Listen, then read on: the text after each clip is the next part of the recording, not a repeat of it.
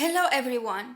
From Monday 20th April, you can apply for food aid to Palermo City Council by registering on the Civil Protection website. To see how to register, follow this tutorial. You must have with you your codice fiscale, your identity card, your mobile phone number and your email address. Now, go to your computer or mobile phone and type on Google Protezione Civile Palermo. Click on the link to the Civil Protection's official web page. Go down and click on the yellow button Registrati qui, which means register here. On the new page, go down and click on the yellow button Prosegui, which means go ahead.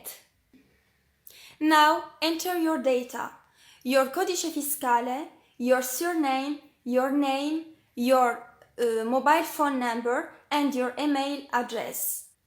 You can leave the info space empty. Click on Non sono un robot, which means I'm not a robot. After this step, there may be an easy check test. Finally, click on Invia. After this operation, a new page opens where you can see the result of your registration. If your registration was successful, the City Council will contact you starting from April 27th. Always remember to check your email, including your spam folder. And always remember to check the text messages that you receive on your mobile phone. Thank you.